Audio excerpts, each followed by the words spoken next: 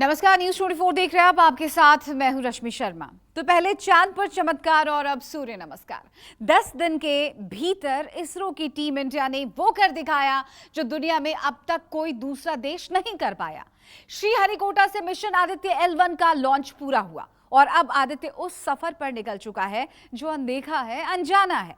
लेकिन नामुमकिन को मुमकिन करना इसरो की टीम को बखूबी आता है। अब सिर्फ भारत सूरज के करीब ही नहीं पहुंचेगा, बल्कि वो राज भी जान जाएगा जिसकी जानकारी किसी दूसरे देश के पास नहीं है। तो देखिए चमत्कार, सूर्य नमस्कार। 3, 2, 1, 0. Magnificent liftoff of PSLV C-57 with Aditya L1 on board. Shipborne terminal acquires telemetry signal. जी हाँ, इसकी पुष्टि हो गई है। शिपबॉर्न टर्मिनल से हमारे यान को ट्रैक कर लिया गया है।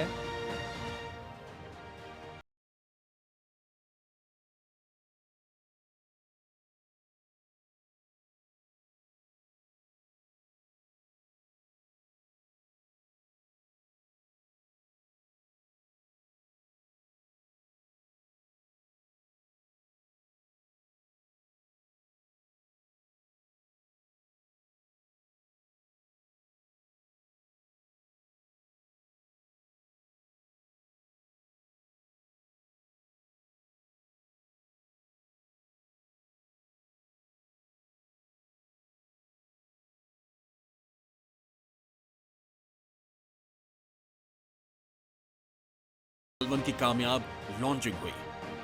3, 2, 1, 0.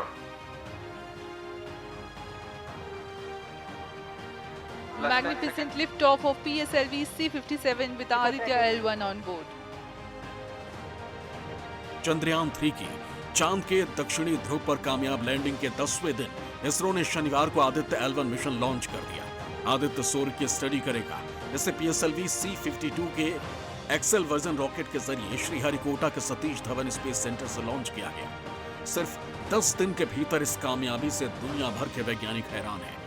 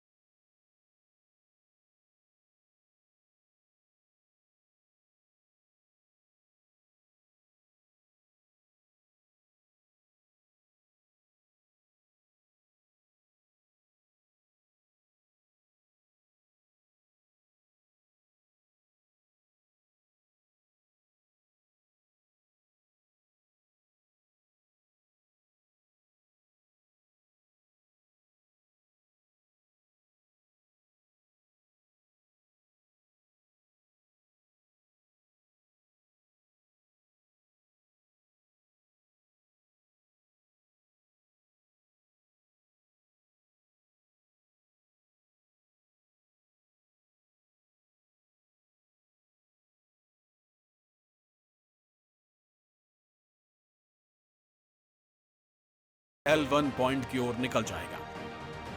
110 दिन के सफर के बाद आदित्य ऑब्जर्वेटरी इस पॉइंट के पास पहुंच जाएगा। थ्रस्टर फायरिंग के जरिए आदित्य को L1 पॉइंट के ऑर्बिट में डाल दिया जाएगा। शुरुआत के 2-3 चरणों तक इसरो के वैज्ञानिकों के चेहरे पर बेचैनी दिखी, क्योंकि शुरुआती चरणों का कामयाब होना काफी अहम था। लेकिन हर मिनट के साथ ये बेचैनी घटती गई और कामयाबी का भरोसा बढ़ता हुआ चला गया। चंद्रयान 3 की सफलता के बाद आदित्य L1 का छोड़ा जाना ये पूरी दुनिया के लिए एक संदेश दे रहा है कि पार्टी तो अभी शुरू हुई है, आगे देखते जाइए क्या क्या होता है। बहुत जल्दी ही आपको खुशखबरी मिलेगी गगनयान की, जिसकी तैयारी पूरी दिन रात मेहनत से चल रही है।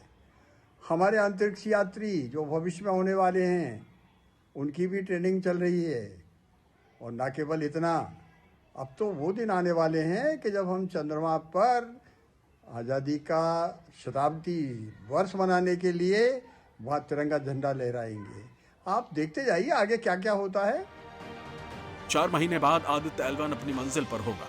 यह स्पेसक्राफ्ट उस पॉइंट पर जाकर स्थिर हो जाएगा जहां पृथ्वी और सूर्य का गुरुत्वाकर्षण बस एक जैसा है, जहां ग्रहण का असर नहीं होगा और सबसे अहम बात, वहां से लगातार सूर्य पर नजर बनाई जा सकती है। इसलिए अब तो इंतजार कीजिए सूरज की उन अनदेखी और अनजानी तस्वीरों का जो आदित्य L1 भेजेगा। यानी आदित्य L1 मिशन सूरज की कक्षा से सूरज का अध्ययन करेगा। सूरज की सतह पर coronal heating, coronal mass ejection और प्री फ्लेयर और फ्लेयर को समझने की कोशिश करेगा। सौर तूफानों का अध्ययन इसका खास मकसद होगा। 5 पॉइंट है, L1, L3, L2, L3, L4, L5। लेकिन इसका खास महत्व ये है कि यहाँ कभी सूर्य अस्त नहीं होता है और 24 घंटे आपको यहाँ पर सूर्य की किरणें मिलेंगी। और ये तो मेरी नज़र में तो एक ये हमने वहाँ पर L1 के मार्फत वहाँ पर आदित्य के एक चौकीदार वहाँ बैठा रखा है जो निश्चित ही वहाँ से हमको ये खबरें देते रहेगा। सूर्य से तूफान आ रहा है, अपने सब सैटेलाइट्स को सावधान कर दीजिए, क्योंकि सौर हवाएं, सौर तूफान जो है मौसम में विकृतियाँ लाता है और क्या क्या तकलीफ़ें करता है, इसका वैज्ञानिक जानकारी उपलब्ध है और इसके लिए ऐसा मिशन बहुत सक्सेसफुल होने वाला है। आदित्य L1 का मकसद क्या है और जो काम दुनिया का कोई देश नहीं कर पाया, क्या वो हिंदुस्तान का इसरो कर दिखाएगा? श्रीहरिकोटा से आदित्य L1 की लॉन्चिंग के करीब 1 घंटे बाद जब रॉकेट से स्पेसक्राफ्ट अलग हुआ तो ये चौथे चरण की कामयाबी थी। चौथा चरण सबसे अहम था और उसके कामयाब होते ही इसरो ने इस मिशन के कामयाब होने का ऐलान भी कर दिया। I want to congratulate PSLV for such a very different mission approach today to do this mission of Aditya L1 to put it in the right orbit. Now from now the Aditya L1 will take its journey after some Earth maneuvers. It will start its journey to the L1 point, a very long journey of almost 125 days. So let us wish all the very best to Aditya spacecraft. देश को भी वैज्ञानिकों की मेहनत पर पूरा भरोसा था। देश के विज्ञान मंत्री जितेंद्र सिंह खुद इसरो के कमांड सेंटर में मौजूद थे। उन्होंने वैज्ञानिकों को बधाई दी।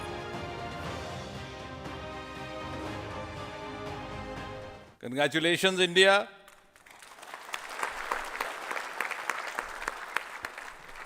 Congratulations, ISRO.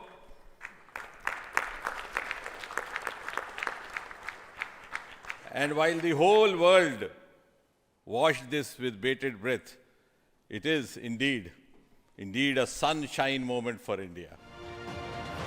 अब सिर्फ 125 दिन बाद भारत का मिशन आदित्य L1 जब अपना काम करना शुरू कर देगा तो एक एक करके सूरज के राज खुलने लगेंगे। ऐसे राज जिनका इस्तेमाल हम मानवता की भलाई के लिए करेंगे। इस वक्त हर कोई ये जानना चाहेगा कि कैसे काम करेगा हमारा ये आदित्य L1, किस तरह बना हुआ है हमारा ये स्पेसक्राफ्ट और किस तरह से स्टडी करेगा उस सूरज की जिसके पास जाना भी मुमकिन नहीं है। इस मिशन के जरिए सूरज के तापमान और अल्ट्रावायलेट रेंज के धरती पर पड़ने वाले असर का पता लगाया जाएगा। ओजोन परत पर सूरज का प्रभाव कब, कैसा और कितना पड़ता है, इसका पता लगाना भी अहम मकसद है। आदित्य L1 मिशन का वजन लगभग 1470 किलो है। यह मिशन अगर सफल हुआ तो ये दुनिया का सबसे सस्ता मिशन कहलाएगा, क्योंकि आदित्य L1 मिशन का बजट करीब 400 करोड़ का है।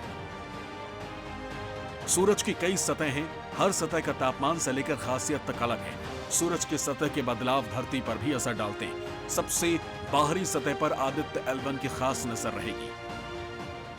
इसमें 7 पेलोड हैं और ये सौर हवाओं का, चुंबकीय तूफानों का सबका आकलन करेगा, सूर्य का तापमान नापेगा और इसको इतनी सावधानी से बनाया गया है कि सूर्य की धपन से, तापमान से इसके उपकरण नष्ट ना हो, बल्कि उनके ऑब्जर्वेशन लेकर ये धरती पर डिजिटल लैंग्वेज में भेजता रहेगा। क्योंकि सौर हवाएं जो होती हैं वो जब भी बाहरी वायुमंडल पे टकराती हैं तो यहाँ पर चुंबकीय तूफान उत्पन्न करते हैं, एडी करेंट्स पैदा हो जाती हैं जिससे पावर फेल्योर हो जाते हैं, हमारे सैटेलाइट भ्रमित हो जाते हैं, रास्ता भटक देते हैं। न केवल इतना, उसमें जो एडी करेंट्स उत्पन्न होती हैं उनसे आपके मानव जीवन पर भी कुछ असर पड़ता है। पृथ्वी पर सूरज के जीवन का सबसे बड़ा और इकलौता स्रोत है। पृथ्वी पर सूरज की वजह से ही जीवन है, सूरज की ऊर्जा से ही पृथ्वी चलती है। सूरज की अहमियत इससे समझिए कि धरती के साथ सौरमंडल के सभी 8 ग्रह सूर्य के ही चक्कर लगाते हैं। सूरज पर किसी भी तरह के बदलाव का पृथ्वी पर सीधा असर पड़ता है। धरती के मौसम पर भी सूरज का सीधा असर पड़ता है। अंतरिक्ष के हर पहलू पर सूरज का असर पड़ता है। पृथ्वी पर जीवन सूरज के बिना संभव नहीं है। सूर्य सोलर सिस्टम का सबसे बड़ा तारा है। सूर्य का डायमीटर धरती के डायमीटर से 109 गुना ज्यादा बड़ा है। ये इतना विशाल है कि इसमें 13 लाख पृथ्वी और बाकी ग्रह 600 बार समा सकते हैं। आदित्य L1 का 2 मायने में बहुत महत्व है। एक तो सामरिक दृष्टि से देखा जाए तो हम 15 लाख किलोमीटर तक सही निशाना तक सकते हैं। ये संदेशा जाना देश के दुश्मनों के लिए बहुत जरूरी है, क्योंकि जब हम 15 लाख किलोमीटर पर सीधा निशाना ताक सकते हैं तो अड़ोस पड़ोस के जो देश कभी कभी गुर्राया करते हैं, आंखें फेरते रहते हैं, बेमतलब की धौंस देते रहते हैं, उनको ये एक बहुत बड़ी चेतावनी है कि श्रीमान संभल के रहिए, हम कोई कम नहीं है। दूसरा इसका सबसे बड़ा फायदा ये है कि इससे जो डेटा मिलेगा पूरी मानवता के लिए मिलेगा। इससे ये प्रमाणित होता है कि हमारे राष्ट्र की जो नीति है वो पूरी दुनिया के लिए ही है, मानवता के, इंसानियत के लिए है। जो तो सूरज पर 20 से ज्यादा मिशन जा चुके हैं और अब भारत भी विकसित देशों की कतार में शामिल हो गया है जिन्होंने ये मिशन भेजे हैं।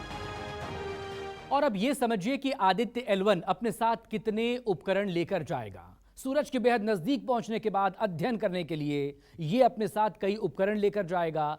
6 उपकरण आदित्य L1 अपने साथ लेकर जा रहा है। Solar ultraviolet imaging telescope, Aditya solar wind particle experiment plasma, analyser package for Aditya solar low energy X-ray spectrometer, high energy L1 orbiting X-ray spectrometer और मैग्नेटोमीटर इसमें शामिल है। आदित्य L1 अंतरिक्ष में किस जगह पर जाएगा? वो धरती से करीब 15 लाख किलोमीटर दूर है और धरती से सूर्य की दूरी करीब 15 करोड़ किलोमीटर है। मिशन को लेकर इसरो ने सभी तैयारियां पूरी कर ली हैं, क्योंकि ये भारत का पहला सूर्य मिशन होगा जो सूर्य के कोरोना के सबसे दूर वाले पॉइंट और L1 यानी पृथ्वी और सूर्य के बीच L1 पॉइंट के चारों ओर की ऑर्बिट को हेलो ऑर्बिट कहा जाता है।